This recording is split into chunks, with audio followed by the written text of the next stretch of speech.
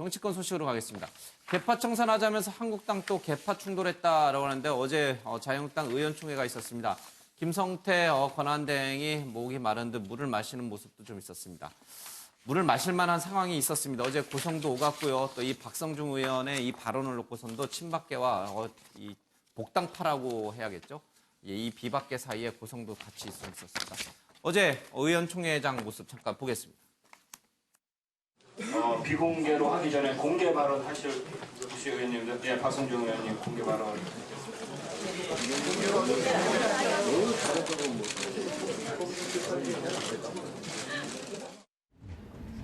혁신안 관련해서는 뭐 타당하다고 하는 부분도 있었고 좀 더 의견 수렴을 했어야 되는 게 아니냐 하는 부분.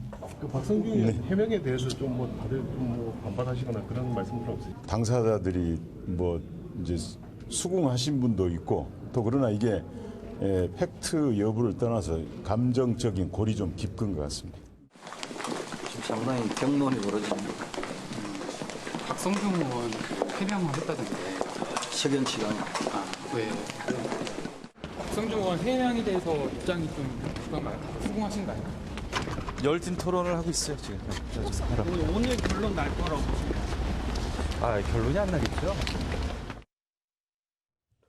대수술을 집도할 핵심 비대위를 꾸려서 정권을 부여하고 우리 자신을 맡겨야 할 것입니다. 비상대응 체제의 당대표 권한대행으로서 지금 제가 해야 할 일은 바로 여기에 있다고 봅니다. 핵심 비대위가 제 역할을 다해서 성공적인 대수술을 마칠 수 있도록 뒷받침하고 지원하는 데 최선의 노력을 다하겠습니다. 어느 누구도 성역이 있어서는 안 될 것이고 저 자신부터 수술 때에 제일 먼저 들어 누울 것이라는 것을 분명히 밝히면서 동지 여러분들의 함께 가는 길을 호소합니다. 감사합니다. 박성중 의원이 그 메모 관련해가지고 해명을 좀 하셨다 그러던데 네, 해명. 그걸 좀 어떻게 보세요? 좀 해명하시는 거에 대해서. 그래서 이제 거기에 대해서 책임을 묻겠다고 당대표가 얘기했어요. 원내대표가. 원내대표가 책임 묻겠다고. 책임 묻겠다고 아까 마지막에. 징계하신다는 말씀입니다. 그건 모르겠어. 책임 묻겠다고 했으니까. 모임에서 박성준 내용 안 나왔다고 말씀하셨더라고요. 그거 안 나왔어. 그거 박성준이가 과장해가 쓴 거야. 내용 중에 나온 얘기도 있고 안 나온 얘기도 있다는 거예요. 과장이라면은. 자기가 크게 해석해서 썼겠지. 그런 거 없었어. 왜 공개를 하는 거라고 모르겠어.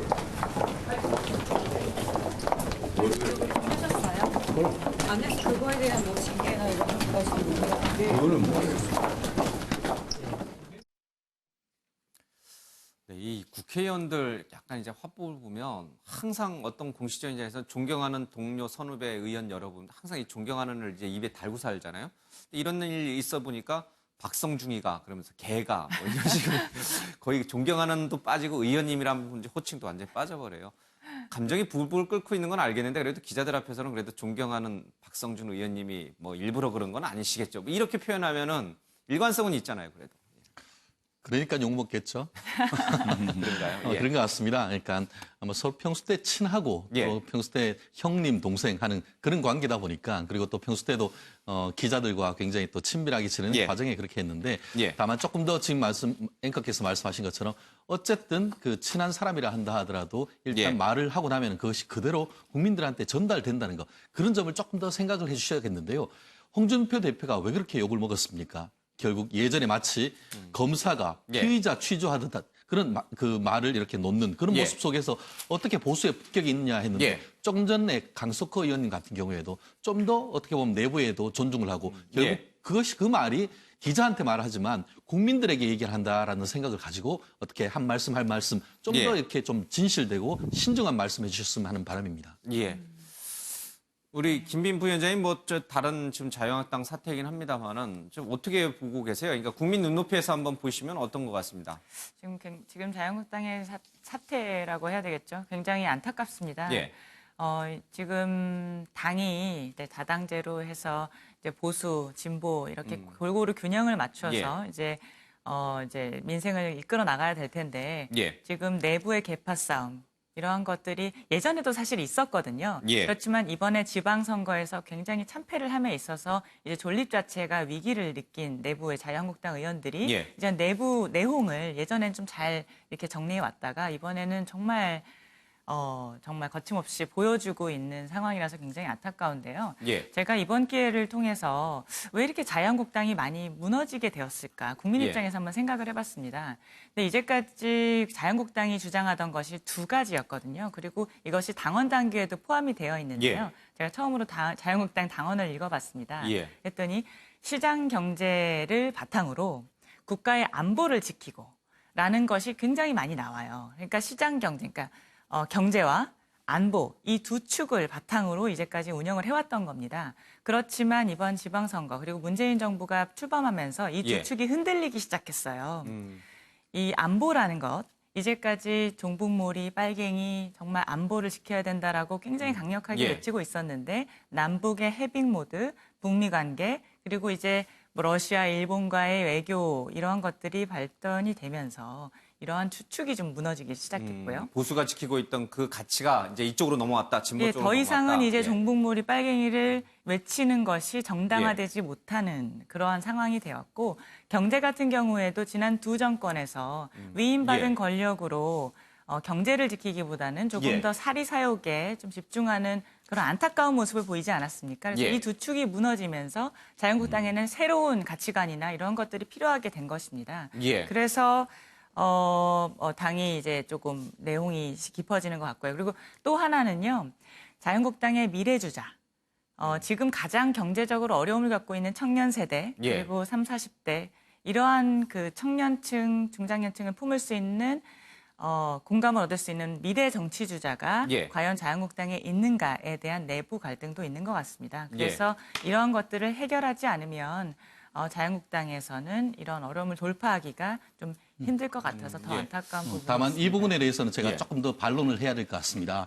기본적으로 저도 뭐 자유한국당 당원을 예전에 몇 년 전에 한번 읽어봤는 것 같은데 예. 기본 가치 말씀하신 것처럼 시장 경제, 국가 안보 이것은 그냥 하늘에서 떨어진 것이 아니고 예. 현재 우리가 발을 딛고 있는 헌법에서 나온 가치인 겁니다. 헌법 전문에 있는 이른바 자유민주적 기본 질서 예. 그리고 우리나라 경제 체제로서의 어떤 시장 경제 체제 예. 이 부분을 강조하는 것인데 결국 그 부분을 어떤 식으로 총론을 가지고 강론을 운영하는 것이 문제인 것이지 예. 지금 국가 안보 유지 이것을 단순히 종북머리 빨갱이 머리로 치부하는 것은 예. 결국 현재 상황 속에서도 좀 더 물론 그런 부분에 대해서는 반성해야 되는 부분이 예. 있습니다만 이 국가 안보란 부분을 현재의 예. 항상 1%의 가치를 두고라도 그 어떤 가능성을 두고라도 조심스럽게 어떤 접근을 해야 된다는 어떤 많은 국민들의 생각도 있기 때문에 이 부분을 단순히 완전히 이것을 대체해야 된다는 부분은 예. 좀 더 저는 위험하다고 봅니다.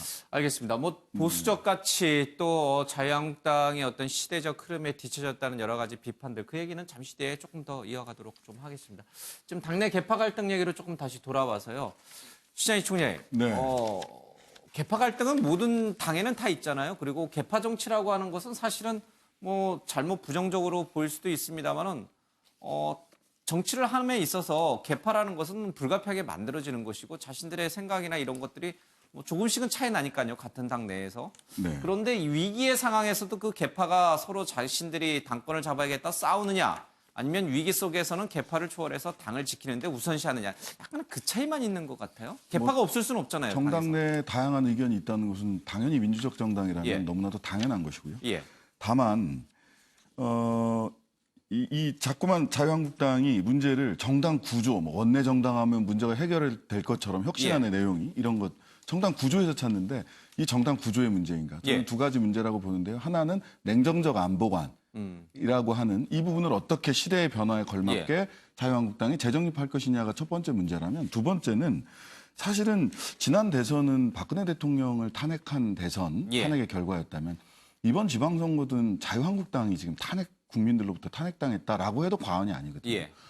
그러면 그 예전에 그 안희정 전 지사가 친노 패족 선언을 스스로 했어요. 그렇다면 그 정도의 책임성 있는 이야기들이 나와야 되는 것인데 자기 각 개파가 스스로 당권을 잡겠다고 또는 또 살아남겠다라고 경쟁하는 것은 여전히 예. 이번 지방선거의 충격이 자유한국당에게 어느 정도 심각한 것인가에 대해서 자유한국당 내부에서 그만큼의 인식이 좀 철저하지 못한 것은 아닌가. 예. 국민들의 시각에서는 그렇게 볼 수밖에 없죠. 뭐 매번 이제 선당 후사라는 얘기를 참 많이 하는데 선당 후 개파 이거가 안 되는 문제가 무엇인지를 잘 모르겠습니다. 참 바른미래당에는 여쭤보기 좀 곤혹스럽습니다. 왜냐하면 지금 바른미래당 내부에서도 여러 가지 이제 개파적인 그런 갈등이 있기 때문에 좀 그렇긴 합니다만 저도 고통을 겪고 있으니 남이 겪는 고통을 더 잘 이해할 수 있지 않습니까? 예, 지금 자유한국당 내의 개파 갈등은 어떻게 보십니까? 네.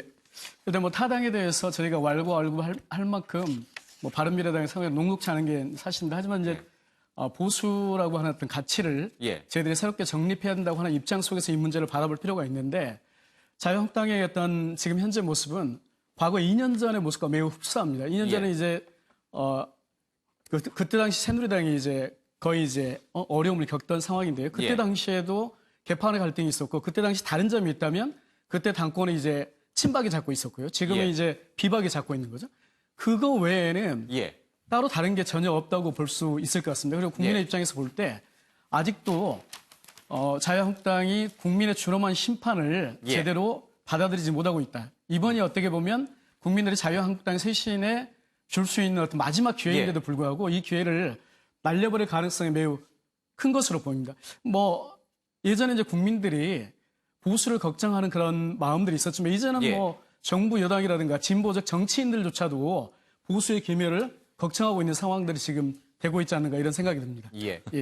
어제 의원총회장의 모습을 드러냈던 의원들 표정이 다 이제 심각합니다. 무슨 생각을 하고 있는 것인지 어떻게 해야 이 당을 구할 수 있을 것인지 그리고 보수를 재건하고 있을 것인지. 그러나 며칠 전에 국회에서 무릎을 꿇고 저희가 잘못했습니다라고 용서를 구하던 모습과는 확연히 어제 이 총장의 모습은 달랐습니다. 잘못을 구하는 모습의 태도라고 보기 어려울 정도로 개파 갈등이 심했습니다. 김성태 사퇴하고 김무성 탈당하라라는 얘기까지도 공개적으로 좀 나왔습니다. 서청원 의원의 탈당 문제부터 쭉 영상을 잠깐 보겠습니다. 그리고 분당은 아니고 그냥 탈당 수준으로. 글쎄 탈당 가든지 분당 가든지 그건 모르지. 분당이 무슨 분당이야. 탈당해서 당 만들면 되는 거지. 분당은 어떻게 할 거예요? 분당이라면 용어가 맞는 얘기요. 탈당해서 자기 당 만드는 거지. 무슨 분당이고 그런 얘기를 쓸 거지. 탈당해서 당 만들어야지. 5적이니 6적이니 말이야 10적이니 잠깐만 언론이 흘리고. 누가 흘렸어? 누가 이 당을 이렇게 깨뜨리려고 한 게 누구냐 이게야. 당 위에 무슨 비상시국의 일을 만들어가지고 말이야. 두 쪽 세 쪽 만들고 말이야. 그럼 집단 탈당 분당이 되면은 어떻게 당을 좀 수습할 수 있을까요? 무슨 분당 분당이야. 그런 거 한두 번 봤나? 나가는 사람 나가고 안 나가 남아 있는 사람 남아 있는 되는 거지. 얼마나 대통령을 등에 업고 호가호위하며 무분별하고 상식에 어긋나는 지나친 언사로 국민들의 눈살을 찌푸리는 그런 못난 행태를 보였던 사람들. 어물점을 있어 못해 그거 안 됩니다. 철저한 반성, 내가 뭐 잘못했다 국민들에게 명확하게 밝히고 정치적 책임을 지셔야 될 분들도 계시다고 생각합니다. 탈당하셔야 됩니다. 탈당하셔야 됩니다. 근데 저를 썩은 정량으로 말씀하셨는데 정말 목사님 이거는 저에게 하실 말씀이 아니죠. 할복하라고 임명준 위원장이 말씀하셨는데 제가 할복까지 안 했습니다. 목사님 제가 언제쯤 할복하면 좋겠습니까? 우리를 범죄자 취급하셨습니다. 우리 범죄자가 아닙니다. 당과 나라를 위해 홍준표 대표 체제는 조금씩 되어야 합니다. 당이 새로워지고 국가 기능이 균형 있게 작동하기 위해서입니다. 그는 새로운 모습의 가치와 미래를 담을 수 없는 정치인입니다. 품격 있고 깨끗한 지도자가 나와서 그를 중심으로 당이 새로워질 수 있도록 자리를 비워줘야 한다고 생각합니다. 홍 대표에게 보수 지도자로서의 품격과 도덕성을 요구하는 것은 사실뿐입니다. 그런 당이 위기일 때 선택적인 방법으로 대선 후보가 되었고 당은 당비를 손을 보면서 대표가 되었습니다. 제가 이 자리에서 분명히 밝힙니다만은 어떠한 개파 간의 그런 목소리는 용인하지 않겠습니다. 앞으로 단호하게 배척하고 앞으로 이 시간 이후부터 어떠한 모임이나 그런 오해를 살 수 있는 그런 불필요한 모임은 용납을 하지 않겠습니다. 네, 쭉 있었던 그동안의 개파 갈등의 모습을 좀 봤습니다. 친박 자장으로 불리는 이 서청원 의원이 당을 떠나겠다, 탈당을 하겠다라고 했습니다. 물론 정계 은퇴는 아닙니다. 그러면서 동시에 이 친박계 내에서는 우리의 자장이 당을 떠났으니 너희 쪽 자장도 나가라. 김성태도 나가고 김무성도 나가라. 네가 가라 하와이. 이제 그 영화의 한 장면을 좀 이런데 누군가 한쪽이 나가면은 당은 정상화됩니까? 글쎄 아까 개파 간의 갈등, 개파 간의 싸움이라고 그러셨는데 이제 그 개파라는 게 한쪽은 지금 친박이고요. 한쪽은 홍준표 대표를 중심으로 그동안에 자유한국당을 끌었던 그룹일 것 같고 그리고 또 한쪽은 김성태 의원이나 장제원 의원 같은 복당파 아니겠습니까? 그럼 이제 이들이 중에서 누가 책임을 질 것이냐 이건데 제가 누차 뭐 다른 자리에서도 말씀드렸습니다만 책임을 진다는 거는 물러나야 되는 거거든요. 그래서 그게 국민이 요구하는 거 아닐까 저는 이런 생각이 들어요. 국민들이 요구할 수 있는 방법이란 건 표밖에 없지 않습니까? 그 표로서 이제 당신들은 좀 지겹다. 이 정치판에 있다는 게 나로서는 받아들여지지 않는다. 이런 의사가 모여진 거 아닌가 싶은데 그런 거에 대한 행동은 없이 서로 네 책임이다, 네 책임이다. 그리고 나 역시 책임은 지겠지만 점점점 이렇게 되면 지금 앵커가 얘기하신 것처럼 서청원 의원의 기자회견이 작년 상황이에요. 그러니까 대선 패배 이후에 했던 얘기가 고스란히 지금 그대로 재현되고 있는 걸 보면 또 올해 말이나 내년쯤에는 또다시 저런 모습이 그대로 비춰지지 않을까. 그렇다면 정말로 기대하기는 어려운 거 아닌가. 전 이해관계가 없는 입장에서 그런 생각이 듭니다. 그러니까요. 저 화면을 보고 있으면은 최근에 한 발언이라고 생각이 들 정도로 너무 상황이 딱 맞아요. 그렇죠? 대선 패배 이후에 했던 상황이 지금 똑같은 상황이 연출되고 있다. 아마 그런 뜻이 되는 거겠죠. 자유한국당이 여의도를 떠나서 당산동으로 당사를 좀 옮기고 있는 것 같습니다. 2층부터 7층까지 살고 있던 중앙 당사를 좀 옮기는데 두 개 층만 사용하면서 월 1억 원이던 임차료가 월 2천만 원으로 좀 절약이 된다고 합니다. 한때는 가장 부자 정당으로 불렸거든요. 연수원도 팔고 이제는 당사도 또 옮겨야 되는 처지가 됐습니다. 천막 당사보다 낫기는 합니다만은 상황이 많이 안 좋은가 봐요.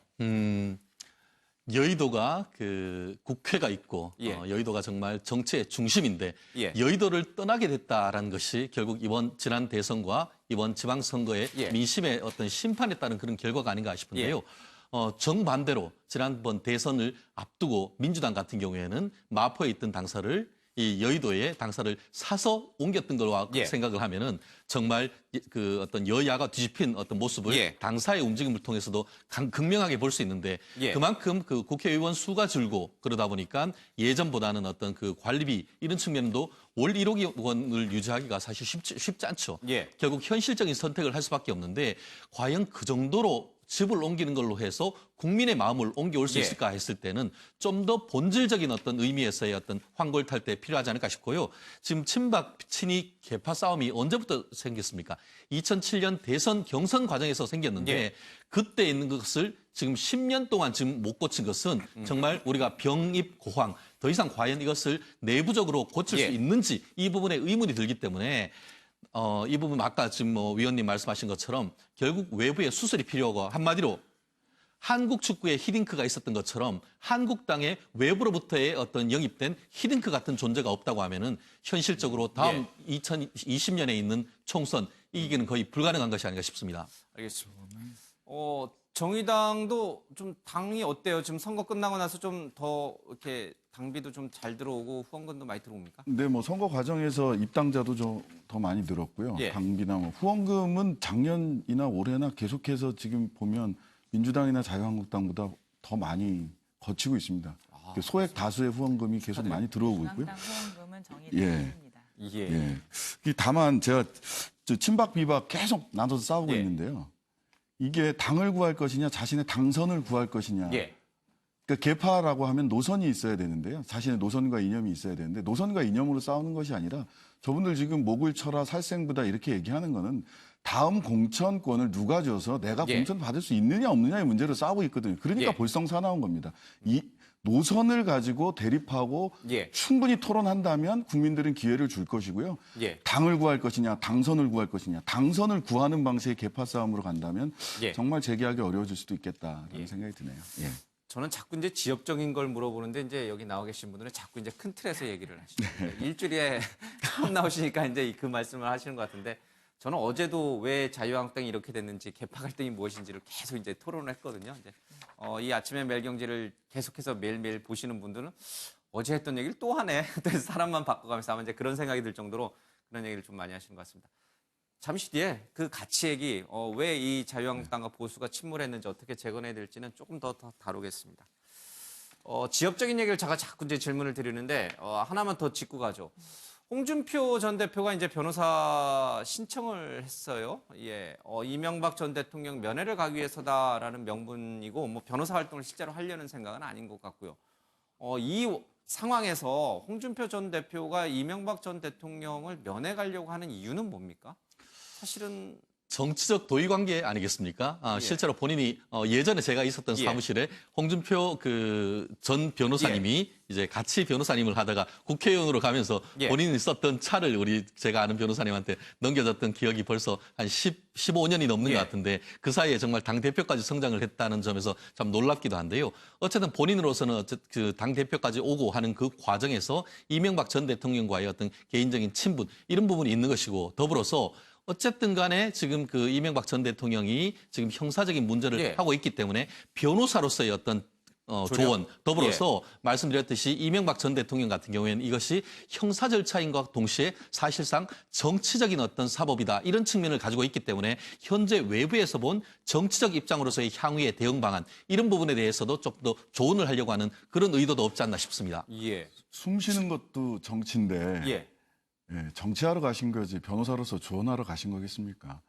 절대 내가 이번 지방선거의 대표로서 책임을 지고 대표직은 내려놨지만 나의 정치는 계속된다를 선언하는 거라고 저는 생각합니다. 근데 만약 진짜 변호사로서 좀 가시면 도움이 되긴 돼요? 결국 누구를 만나고 안 만나고야 뭐 이명박 전 대통령의 판단입니다만 안에서 혼자 계속 있으면 굉장히 사실 무리한 것도 사실입니다. 그렇기 때문에 변호사가 가서 같이 얘기해주고 하는 것도 내부적으로 심리적으로 굉장히 그 도움이 되는 게 현실입니다. 왜냐하면은 가족들이 가면 이른바 접촉 차단 시설, 유리로 했는 사이에서 마이크로 얘기하지만 변호사가 갈 경우에는 유리로 된 방 속에서 서로 손도 잡을 수 있고 같이 어떻게 보면은 그 교감할 수 있는 부분이 훨씬 많습니다. 그래서 아마 그 홍준표 변호사로서 갈 경우에는 이명박 전 대통령도 마음의 위안은 충분히 되지 않을까 싶습니다. 근데 거부했어요. 이명박 전 대통령도 그렇고 그렇기 때문에 말씀드렸듯이 이게 서로의 어떤 그 정치를 실제로 이명박 전 대통령은 말 그대로 MB계, 친이계의 본질 아닙니까? 그러면은 홍준표 대표가 가는 것은 어떻게 보면은 친이계, 그러니까 비박계 쪽에 어떤 호소를 하는 그런 정치적 시그널이 있는데 그런 부분에 있어서 이명박 전 대통령은 어떻게 보면 선을 그으려고 하는 모습을 보이는 것 같습니다. 그러니까 이제 여러분들께서 쭉 말씀하시면서 맥락이 좀 나온 것 같은데 홍준표 전 대표는 인간적인 도리로서 간다라고 이제 얘기를 했습니다만은 신장식 총장이 얘기하신 것처럼 정치적 활동을 하러 간 것이다. 우리 임경호 의원께서는 책임을 져야 된다라는 얘기를 했고 책임은 곧 정계 은퇴라고 말씀을 하셨잖아요. 당대표에서 물러나긴 했습니다만 책임지는 모습을 지긴 했습니다만은 뒤에서는 이런 식의 정치 활동을 하는 것이다. 또 이렇게 해석을 할 수도 있는 건가요? 글쎄요. 제가 뭐 특정한 직업군, 특정한 일을 하는 분들을 거론해서 안 됐습니다만 정치인과 사실 변호사가 대한민국에서는 정치 활동을 하는데 가장 어찌 보면 유리한 직종인 것 같아요. 특히 변호사는. 선거 출마도 역시 그렇고요. 일반인들의 이 의식도 그런 것 같습니다. 중원 과정에서 보면 이 변호사들이 정치권에 진입하는 거에 대해서는 그렇게 큰 거부감도 덜한 것 같고. 홍준표 대표는 사실 뭐 변호사 개업 활동, 변호사 활동을 다시 하겠다. 이거는 저도 정치 활동에 아직 뜻을 접지 않았구나라는 생각을 해요. 그리고 예. 본인이 그런 생각이 있다 하더라도 지금 물러나고 며칠 됐는데 바로 그렇게 행동을 했다는 것 자체가 아직도 대중들의 관심을 받고 싶어 하는 걸로 그렇게 보여서 거듭 말씀드리지만 책임을 진다면 화끈하게 물러나야 됩니다. 예. 그리고 국민으로부터 사라지시는 게 맞습니다. 알겠습니다. 예. 자, 여러 가지 이제 얘기들을 좀 해봤습니다. 바른미래당 얘기로 좀 가보도록 하겠습니다. 측근들도 모르게 안철수 미국에서 조용한 귀국이다라고 하는데 안철수 전 후보가 지난 15일 날 딸의 대학 졸업식을 보기 위해서 미국으로 출국을 했다가 이번 주에 들어온다는 얘기가 계속 있었어요. 뭐 어제 들어온다, 그제 들어온다 얘기가 많이 있었는데 결국은 들어왔습니다. 그런데 이 밤에 몰래 좀 들어온 것 같습니다. 오후에 귀국했군요. 오후 2시 40분에 귀국을 했습니다. 19일 전후에 귀국할 예정이었지만 구체적인 귀국 날짜와 시간을 외부에 알리지 않다가 이틀 더 머물다가 들어온 것이라고 좀 합니다. 김익함 대변인 당연히 모르고 있었죠? 그렇죠. 예. 예. 예.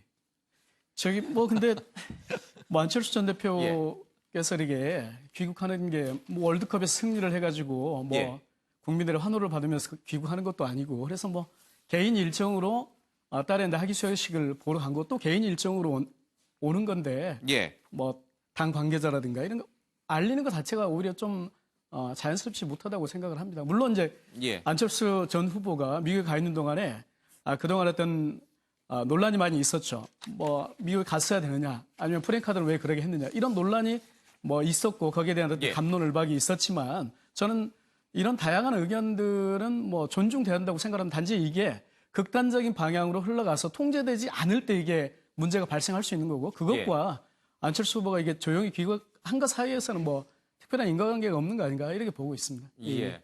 그러니까 조용히 귀국한 걸 가지고 뭐라 하지는 말아라 이런 뜻인 거죠? 그렇죠. 뭐 물론 이제 거기에 대해서 언론이 기존 어떤 뭐 정계 은퇴설부터 해서 조기 뭐 진출 뭐 이런 이야기가 나오긴 했지만 그건 언론에서 다양하게 해석하는 것 자체는 뭐 그거에 대해서 저희가 뭐 이렇게 이야기할 부분은 아니죠. 단지 이제 조용히 귀국한 것에 대해서 개인 일정이고 이걸 확대 해석하는 건 자연스럽지 않은 거 아닌가 이렇게 생각을 그럼 제가 자연스럽지 않은 반론을 자연스럽지 않다고 하시는데 저는 안철수 신난 것 같습니다. 이게 다른 당이 지금 열심히 비판할 수 있는 유리한 위치에 있는 저희들은 것 같습니다. 굉장히 불리한 위치에 있는데요. 정의당이 왜냐하면 자유한국당하고 바른미래당이 이렇게 내부에서 논란이 있으면서 제가 할 길 가고 있는 정의당은 언론에서 사라지는 기현상, 당연한 현상일 수도 있고 그래서 저희들 내부에서도 약속 대련이라도 해야 되는 거 아니냐 이런 얘기가 나올 정도로 실은 어려움이 있습니다. 다만 저는 안철수 대표의 지금 최근의 행보로 봐서도 그렇고 기간의 행보도 봐서도 그렇고 정당에 대한 이해가 너무 없다라는 생각이 듭니다. 정당에 대한 이해가 없는 겁니다. 개인 일정이니까 관여하지 마라. 선거가 끝나고 나서 그 당을 대표했던 정치인에게 개인 일정이라는 그런 말을 가지고 나의 행보에 관여하지 마라라고 얘기하는 것 자체가 정당에 대한 이해가 없는 거죠. 지금 바른미래당 후보 중에 한 분은 그 선거 끝나고 나서 그 충격으로 인해서 그 뇌졸중 거의 뇌사 상태에 이르러서 장례식을 준비한다고 있는데 이렇게 가장 아래에서 정당을 위해서 모세혈관에서 뛰고 계신 분들이 계시거든요. 그런데 뭐 현수막부터 시작해서 개인 일정을 알리지 않은 것까지를 봤을 때 당원들을 바른미래당 당원들을 안철수 전 대표는 어떻게 생각하고 있는 건가? 정당 정치를 도대체 어떻게 생각하고 있는 건가? 저는 안철수 대표가 성찰의 핵심에 무엇을 두어야 하느냐? 자신의 거취 문제만큼이나 도대체 정당이란 정치에서 무엇인가에 대한 고민을 자신의 성찰의 핵심에 둬야 된다. 그렇지 않으면 정말 다른 바른 미래가 있을 수 있는지 안철수 대표에게. 개인으로서의 정치인인지 아니면 정당인으로서의 정치인인지 그것을 명확히 좀 할 필요가 있다. 그렇습니다. 그렇죠. 그건 맞는 말씀이십니다. 하지만 물론 아쉬운 부분들이 좀 있긴 해요. 그 미국에 나가지 않고 상당히 어떤 참패 충격에 휩싸여 있는 분들을 다독이고 또 이렇게 뭐 힘을 주는 어떤 좀 더 괜찮았을겠구나 이런 생각들이 좀 들긴 합니다. 하지만 우리가 이제 과거의 정치인과 현재 정치인은 조금 다른 측면이 좀 있다고 생각을 합니다. 예를 들어서 정치인도 어떤 개인적인 측면들이 있고 또 당에 대한 어떤 공인으로서 측면이 좀 있다고 저는 보여집니다. 물론 이런 상황에서 당의 공인으로서의 역할이 조금 더 강조돼야 되는 것까지 부정할 수는 없지만 제 개인으로서 어떤 딸의 어떤 학위 수여식 한 것 가지고 그걸 너무 이제 확대 해석해서 뭐 안철수 전 후보를 어떤 이렇게 공격하기 위한 어떤 하나의 수단으로 삼는 건 오히려 이제 그게 오히려 과거 어떤 구태정치의 또 하나의 어떤 산물이 아닌가. 예를 들어서 정치인이라고 하더라도 이젠 공적인 영역과 개인적인 영역들이 존재하는 거고 개인적인 영역들에서는 일정하게 존중하는 어떤 정치 풍토도 마련되는 게 좀 바람직하다고 충분히 생각합니다. 존중할 테니까 개인 일정 위주로 사시면 됩니다. 그렇죠. 예, 예. 제가 개인 좀 일정 말씀 위주로 좀 사시면 드리고 돼요. 싶은데요. 이 지금 딸의 스탠퍼드 대학 박사학위, 그러니까 졸업식에 참석하러 간 것을 처음 문제 삼고 나온 분은 바로 같은 당 내에 그렇죠. 저는 오히려 한때 측근으로 불렸던 예. 장진현 전 최고위원께서 이 문제를 처음 제기를 했는데 저는 그 부분에서 상당히 동감을 하는 편입니다. 하지만 뭐 선거 패배 이후에 아주 참패를 했는데 선거 패배 이후에 누구의 책임 문제에 대해서 이야기하는 건 자연스러운 현상이죠. 그리고 거기에 대해서 안철수 전 후보도 자유로울 수 없는 게 사실입니다. 근데 거기에 대해서 비판을 하고 그 의견들을 뭐 종합하는 과정에서 서로의 어떤 의견들을 존중하고 또 이게 극단적인 방향으로 흐르는 게 아니라 서로 이런 과정을 통해서 또 어떤 뭐 또 화합해 나가는 그런 방향으로 간다면 한 가지만 더 말씀드리면 제가 사실 어제 사실 장진영 전 최고위원이 제 대학교 동기동창 아주 친한 친구입니다. 서초동에 제가 업무차 때문에 전화를 한 적이 한 번 있었는데 그 안철수 의원이 새벽에 오신 줄로 알고 있더라고요. 결국 당 내에서도 안철수 전 대표가 언제 왔는지를 모르고 있는 그런 상황을 보면서 야 그래도 공당에 특히 바른정당에 그 서울시장 후보까지 있는 분들인데 당에 있는 당직자들이 안철수 후보의 어떤 행선지나 행보를 잘 모른다는 것이 과연 그것이 그 바른정당이 제대로 지금 굴러가고 있느냐 하는 것을 좀 의문을 가졌던 점이 있고 더불어서 어제 저런 일이 있었습니다. 현재 중국에 있는 주중대사 노영민 주중대사가 한국에 들어왔다는 것이 얘기가 됐어요. 지난번에 이제 김정은 위원장이 중국에 방문했는 그 시간 북경에 있지 않고 개인적인 일정 때문에 한국에 들어와 있다는 얘기 밝혀지면서 굉장히 논란이 됐었었는데 저는 그걸 보면서 정말 공직자의 어떤 갈 길이 참 쉽지가 않구나. 분명 개인적으로는 굉장히 반드시 와야 될 이유가 충분히 있습니다만 결국 이런 부분에 있어서 선당 후사 결국 말씀하신 것처럼 정말 공직에 있고 앞으로 국가를 대표할 정도의 어떤 그런 큰 비전을 가지고 있다고 한다고 하면은 본인이 굉장히 힘들긴 하겠지만 어떻게 보면 당에 좀 더 당을 추스리고 그리고 당에 대해서 좀 더 헌신하는 모습이 있었으면은 오히려 지금 이 선거 후유증을 좀 더 줄일 수 있지 않았을까 하는 그런 생각을 제가 저절로 갖게 되는 그런 부분이 없지 않았습니다. 아까 뭐 하실 말씀이 많으신 것 같은데. 사실 아까 뭐 개인의 사생활은 존중해줘야 된다고 말씀하셨지만 이미 안철수 전 대표의 행보는 이미 개인으로서의 행보가 아니라 정치인으로서의 행보로 이제까지 주목을 받아왔고요.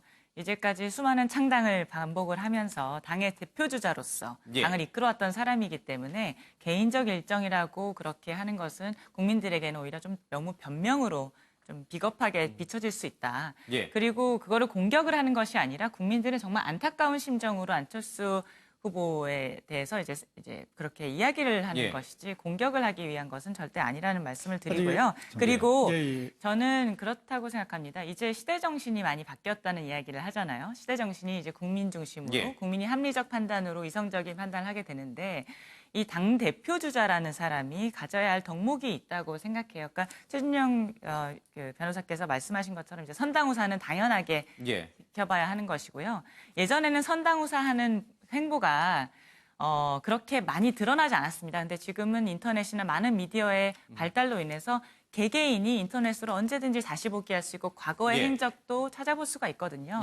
그런데 이제까지 안철수 전 대표가 보여줬던 행보 자체가 사람을 챙긴다기보다는 일단 큰 일을 자기 중심으로 버려놓고 그것이 성공하거나 패했을 때 성공했을 때도 마찬가지고 패했을 때도 마찬가지고 다른 사람 주변 사람들을 챙겨서 주변을 성장시키거나 당을 이렇게 키우는 것이 아닌 자기 중심으로 당이 패했을 때는 다시 이것을 엎어버리고 다른 당을 그러니까 약간 이게 정치적인 행보라기보다는 정말 무슨 기업이 M&A 하는 것처럼 그러한 모습을 보여주는 것이 국민들에게는 굉장히 이게 과연 그가 말하는 새정치인가에 대해서 안타까움을 계속 표출하고 있다는 생각이 합니다. 알겠습니다. 뭐 다 듣고요. 마지막에 제가 반론들을 좀 듣기 때문에 우리 시청자님도 또 이제 저는 이 정당이 무엇인가에 대해서 안철수 대표가 숙고해야 된다라고 말씀드렸던 건 단순히 뭐 딸 졸업식에 갔다 왔다 이 측면만을 말씀드린 게 아닙니다. 정당은 노선과 조직과 자기 지지 기반을 분명히 가져야 되는데요. 안철수 대표는 이 부분에 대해서 자기 노선이 새정치라고 하는 것의 내용이 무엇인지를 정확히 국민들에게 밝힌 적이 없고요. 조직을 챙겨본 적도 없고 지지 기반을요. 심지어는 국민의당 수도권 청년층으로부터 지지를 받아서 정치를 시작을 했는데 그 이후에 국민의당 창당하면서 호남선을 탔어요. 그다음에 바른미래당 창당하면서 영남 경부선으로 또 갈아탑니다. 그러니까 지지 기반을 자신의 판단에 따라서 이렇게 바꿀 수 있다라고 생각하는 것 자체가 정당 정치의 기본에 대한 이해가 없다는 겁니다. 이번에 낙선 현수막도 그 하나의 사례고요. 즉 단순히 뭐 개인 일정을 갔냐 안 갔냐 이 차원에서 말씀드리는 게 아니라 정당은 기본적으로 노선과 조직과 지지 기반을 오랜 시간을 걸쳐서 국민들에게 인정받는 노력 없이 순식간에 무슨 뭐 아까 말씀하셨습니다만 기업가처럼 코스피 상장하면 갑자기 주가 팍 튀듯이 이렇게 정당 정치는 이루어지지 않는다라는 점을 성찰의 중심에 두셔야 된다. 이제 다 들으셨죠? 네. 이제 우리 이제 마지막으로 반론할 기회를 좀 드리겠습니다. 이게 자꾸 이제 개인적인 문제, 공적인 문제로 구분이 되는 것 같은데요. 조금 전에 이제 안철수 전 후보가 새벽에 귀가한 거, 그거 이제 개인적인 일정으로 말씀드렸던 거고요. 이걸 구분해 볼 필요가 있다고 생각합니다. 그러니까 새벽이 아닙니다. 오후에도. 오후에요. 예. 그 전에 이제 저도 그 전에 이제 새벽에 기사가 날 때도 그렇게 기사가 났습니다. 모르게. 근데 오후에 기사가 날 때도 여전히 이제 그런 방향으로 나오고 있는 거예요. 그리고 예를 들어서 선거가 끝나고 나서 미국에 간 것과 그 귀국할 때 그건 조금 다른 측면이 좀 있다고 생각을 하는 거고요. 그리고 저는 안철수 대표 전 후보가 뭐 이런 생각보다 국민들이 생각했던 것보다 지지를 많이 받지 못했던 건 사실인데 그리고 그로 인해서 안철수 전 후보 개인뿐만 아니라 당에서 상당히 어떤 당혹감이 있었던 걸로 알고 있습니다. 그래서 이번 기회에 어떤 다양한 어떤 비판과 이런 의견에 대해서 경청할 필요가 있고 이걸 안철수 전 후보께서 어떤 다시 이제 제기를 하든 아니면 뭐 정계 은퇴를 선언하든 더 큰 어떤 정치인 안철수로 거듭나기 위해서 반드시 필요한 과정이라고 생각을 합니다. 윤 의원님. 지금 안철수 전 후보가 서울시장 선거에 나와서 얻은 득표율이요. 사실은 바른미래당 정당 득표율보다 훨씬 높아요. 그래서 여전히 기회는 있다. 과거 노무현 전 대통령이 걸어갔듯이 그러한 길을 묵묵히 걷다 보면 기회는 올 것이다라고 격려해 주시는 분이 있고요. 그렇지 않다. 이제 끝났다. 노무현 전 대통령과 안철수 지금 전 후보가 걷고 있는 길은 확연히 다르다. 라면서 이제는 정계 은퇴하는 길만이 안철수 전 후보가 그나마 개인으로서 그러니까 정치인이 아닌 사인으로서 살아남는 길이다. 이렇게 해서 은퇴를 이제 종용하시는 분들도 있어요. 앞서 홍준표 전 대표에 대해서는 이제 과감하게 정계를 떠나라라고 일가를 하셨는데 안철수 전 후보는 어떻게 자신의 거취를 설명해야 됩니까? 이번 선거 끝나고 나온 여러 가지 통계 중에 제가 유심히 본 게요. 이를테면 경기지사로 당선된 이재명 당선인이 몇 표를 얻었는지, 떨어진 남경필 현 지사는 몇 표를 얻었는지, 또 서울시에서도 박원순 그리고 김문수, 안철수 이분들이 몇 표를 얻었는지 이런 거 봤어요. 유권자의 차이가 있기 때문에 당연한 거지만 이재명 지사는 330만 표가량의 표를 얻었어요. 그러니까 뭐 여러 가지 잡음 스캔들 뭐 이런 게 있음에도 불구하고 본인은 굉장히 큰 소리를 칠 수 있는 동력을 거기서 얻은 게 아닐까 이런 생각을 합니다. 안철수 후보 역시 예상보다 많은, 지금 말씀하신 것처럼 정당 득표율보다 많은 표를 얻은 건 맞죠. 그러나 어찌됐든 이 모집단이 큰 서울시에서 얻은 인 것이고, 누가 봐도 이거는 뭐 3등이라는 거는 부끄러운 패배이지 않습니까? 그러니까 안철수 후보가 어찌 보면 굉장히 노예한 정치인이 다 됐구나라는 생각을 저는 이번에 했어요. 뭐냐면 선거 끝난 다음에 바로 한 얘기가 제가 책임을 지겠습니다. 이 얘기는 하지 않고 개인적인 일정이지만 미국을 며칠 다녀오고 숙고의 시간을 갖겠습니다라고만 얘기를 했어요. 그럼 이제 어저께 들어왔지 않습니까? 들어왔으면 아마 제대로 된 기자들이라면 이제 달려가서 안철수 후보에게 책임의 문제에 대해서 한번 물어야만 되는 시점이 된 거 아닌가 싶어요. 그 책임의 문제를 선거 패배 직후에는 안철수 후보는 아주 교묘하게 빠져나가면서 전혀 언급을 하지 않았거든요. 그러니까 제가 누차 말씀드리지만 문재인 후보와 싸웠던 홍준표, 안철수, 그리고 유승민이라는 분들이 바로 그 선거에서 패배를 했음에도 불구하고 대선에서 패배를 했음에도 불구하고 고스란히 각 정당의 대표로 1년 동안 거의 군림과 행세를 했지 않습니까? 이번에 다시 한번 철퇴를 국민이 내렸다고 판단을 한다면 그 세 분은 책임을 어떤 식으로 져야 되는지 뭐 누가 봐도 답이 나오지 않을까 싶습니다. 알겠습니다. 자, 바른미래당 의원들 독자 생존의 온도차라고 해서요. 국민의당 출신과 이 바른정당 출신들 사이에 약간의 시각 차이가 있는 것 같습니다. 바른정당 출신들은 이 홀로서기에 좀 소극적인 것 같습니다. 자유한국당과의 연대, 통합 가능성을 염두에 둔 것 아니냐 이런 해석도 좀 나오고 있습니다. 민주당에서도 당권 경쟁이 이제 시작이 됐습니다. 뭐 행복한 고민이라고 해야 될까요? 이해찬 의원의 얘기도 나오고요. 김부겸 행정안전부 장관의 얘기도 나오고 그리고 지금 친문의 핵심이라고 할 수 있는 전해철 의원, 경기도지사에 나가서 떨어지긴 했습니다만 전해철 의원의 얘기도 나오고 뭐 여기저기서 많이 나옵니다. 송영길 의원의 이름도 좀 나오고요. 김빈 부위원장님, 행복한 고민이에요? 아니면 야 이러다가 우리도 지금 자유한국당이나 바른미래당처럼 이거 개파 싸움으로 또 갈라지는 거 아닌가? 그런 생각이 좀 듭니까? 어느 쪽입니까? 저희는 지금 문재인 대통령께서 예. 지난 1년 동안 굉장히 높은 지지율로 국민들의 큰 사랑을 받고 이제 운영을 무겁게 해가고 계시기 예. 때문에 당에서도 그러한 분위기를 많이 반영하고 있는 것 같습니다. 예. 근데 그 분위기라고 함은 이제 친문이 뭐 대세다 이러한 것이라기보다는 예. 이제는 저희가 권리당원이 작년 9월 30일 기준으로 170만 명이거든요. 예. 그러니까 예전에 저희가 14만 명 온라인 당원이 들어왔을 때 와 정말 기적이다라고 한 거에 비하면 정말 예. 엄청난 숫자인 거죠. 국민이 문재인 정권을 만든 것처럼 이번에도 적극적인 권리당원과 예. 전국대의원이 이제 당대표를 만들 차례입니다. 예. 그래서 마찬가지로 이제 민주당이 이번 지방선거에서 큰 승리를 거뒀지만 예. 많은 전문가들과 언론에서도 그리고 내부에서도 민주당이 100% 잘해서 승리를 한 것이 아니다라는 예. 자성의 목소리가 나오고 자만하지 않고 겸손하게 하겠다 이런 얘기가 나오고 있잖아요.